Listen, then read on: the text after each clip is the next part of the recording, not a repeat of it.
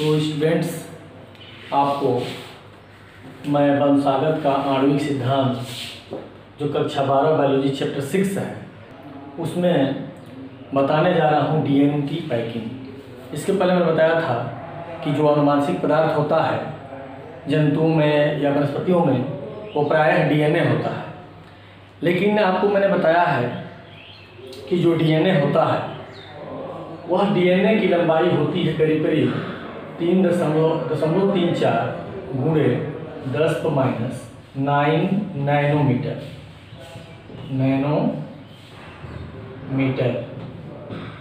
इतनी नैनोमीटर उसकी लंबाई होती है। आपको ये भी बताया गया है कि एक जो डीएनए होता है उसमें 6.6 गुणे 10⁻⁹ नैनो अणु पाए जाते हैं। और कितने न्यूक्लियोटाइड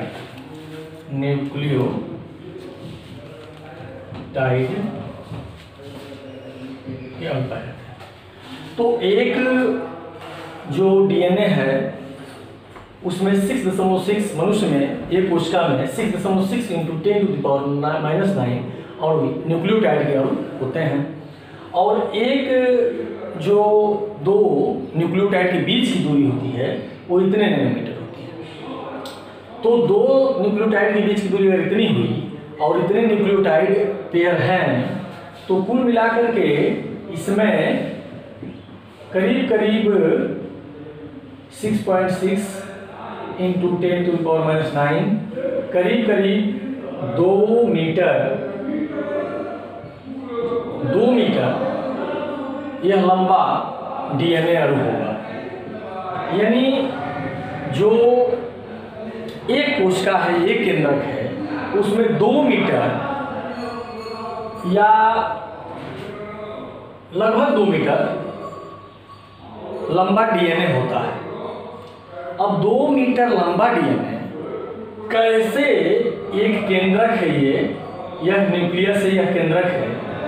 इस केंद्रक का पूरा व्यास ही 0.6 मीटर है, इतना मीटर। इस केंद्रक का व्यास 10⁻⁶ मीटर है और एक डीएनए की लंबाई 2 मीटर है।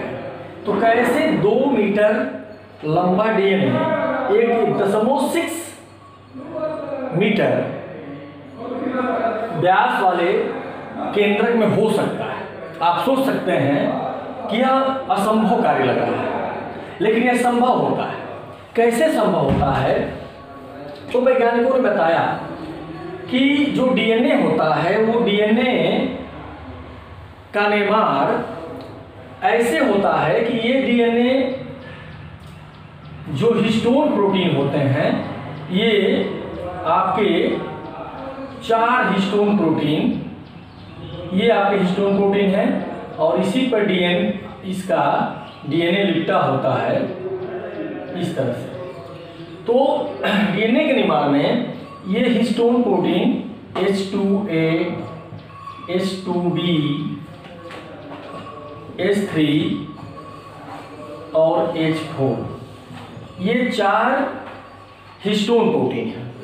तो हिस्टोन प्रोटीन आप देखेंगे, ये हिस्टोन प्रोटीन है, हिस्टोन प्रोटीन। तो ये हिस्टोन प्रोटीन 4 ये है, सबका 2-2, यानी ये भी 2 होता है, H2B भी 2 होता है, H3 भी 2 होता है, ये भी 2 होता है। कुल मिलाकर के ये 8 हिस्टोन प्रोटीन इसके केंद्र में होते हैं। यानी ये जो केंद्र में होता है ये कोर होता है। इसको क्या कहते हैं? कोर, केंद्र। और केंद्र में कितने हो गए? 8 histone protein. 8 histone protein, octamer कहते हैं इसको, अष्टक कहते हैं, ऑक्टामर कहते हैं। और इसके चारों तरफ क्या लिपटा होता है? डीएनए लिपटा होता है। इस डीएनए में कितने बेस पेयर होते हैं? लगभग 200 बेस पेयर होते हैं न्यूक्लियोटाइड के। बेस जोड़ी होते हैं न्यूक्लियोटाइड के। तो 200 न्यूक्लियोटाइड के जोड़ी, बेस जोड़ी, इसके चारों तरफ एक डीएनए का सूत्र होता है, डीएनए सूत्र होता है जो इतना लंबा इससे बना होता है 200 बेस पेयर से, न्यूक्लियोटाइड बेस पेयर से। ये न्यूक्लियोटाइड है, न्यूक्लियोटाइड बेस पेयर से ये बने हुए हैं। और इसमें से ये जो डीएनए का, इसको कहते हैं लिंकर डीएनए। क्या कहते हैं? Linker DNA. ये लिंकर डीएनए जोड़ने वाला है। ठीक इसी प्रकार से अब यहाँ पर भी ये होंगे इस तरह से लिपटा गए। इस पूरे मॉडल को यहाँ से यहाँ तक इसको कहते हैं न्यूक्लियोसोम। न्यूक्लियोसोम। इस न्यूक्लियोसोम को किसने बताया? आप देखेंगे कोरेनबर्ग ने। तो कोरेनबर्ग ने एक मॉडल दिया, इस कोरेनबर्ग नामक वैज्ञानिक एक मॉडल दिया, और इस मॉडल में उसने बताया कि डीएनए का जो होते हैं उसके 200 न्यूक्लियोटाइड मिल करके, और बीच में से केंद्र में 4 ऑक्टामर, ऑक्टामर कहते हैं इसलिए कि 4 प्रकार के प्रोटीन है, H2B, H2A, H3 और H4, चारों के 2-2 अणु होते हैं। इस प्रकार से ऑक्टामर कोर बनाता है, इसका सेंटर बनाता है। और इसके बाहर एक यहाँ पर भी हिस्टोन प्रोटीन होता है जिसको H1 कहते हैं। यह H1 हिस्टोन प्रोटीन, ये कोर है, ये H1 हिस्टोन प्रोटीन है, हिस्टोन प्रोटीन। तो यह आप समझ सकते हैं, इसका मतलब ये न्यूक्लियोसोम क्या है?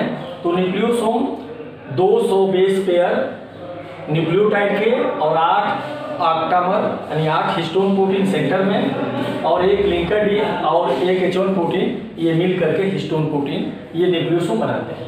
और इसी तरह के कई न्यूक्लियोसोम आपस में जुड़ करके क्रोमेटीन का निर्माण करते हैं। क्रोमेटीन, ये क्रोमेटीन क्या हो गया? तो ये कई इस तरह से धागा नुमा संरचना हो गया जिसके ऊपर ये न्यूक्लियोसोम लगे होते हैं। ये न्यूक्लियोसोम हो गए, न्यूक्लियोसोम।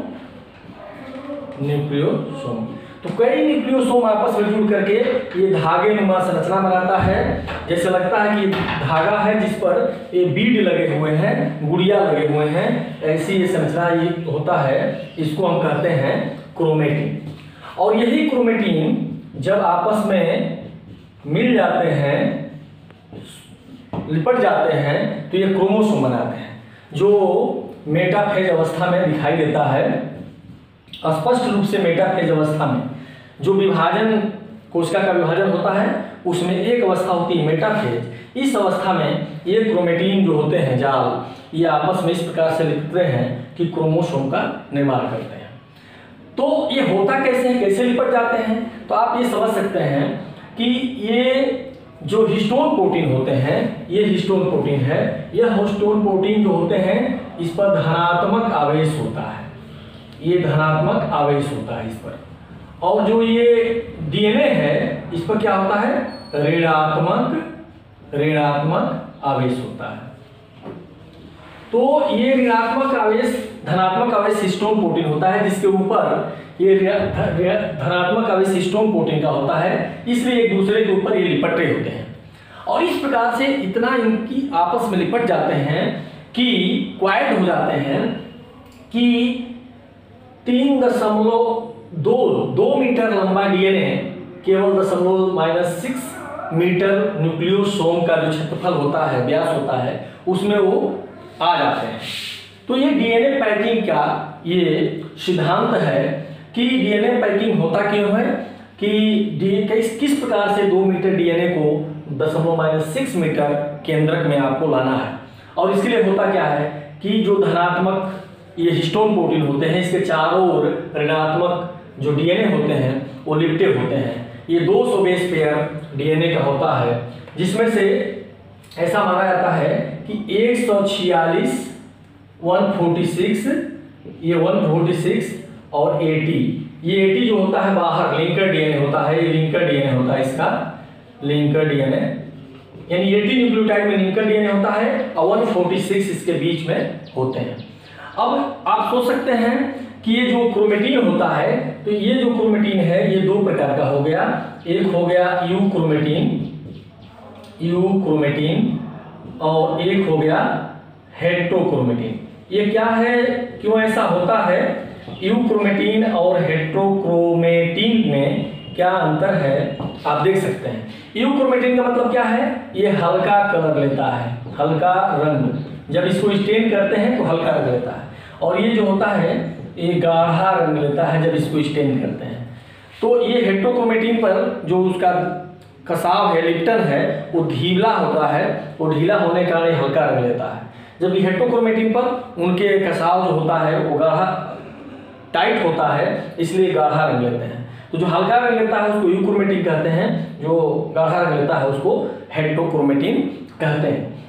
और इस प्रकार अब आप सोच रहे होंगे कि बैक्टीरिया में तो हिस्टोन प्रोटीन होते नहीं हैं, तो उसमें क्या होता है? तो बैक्टीरिया में क्या होता है कि इसका केंद्रक, ये बैक्टीरिया का है, इसमें केंद्रक नहीं होता है। केंद्रक में चारों तरफ ये लेयर नहीं होती है, इसलिए इसको कहते हैं न्यूक्लियाइड, इसको कहते हैं न्यूक्लिवाइड। न्यूक्लियाइड में इसके केंद्रक के चारों तरफ केंद्रक झिल्ली नहीं है। तो इसमें डीएनए कैसे पैकिंग होता है?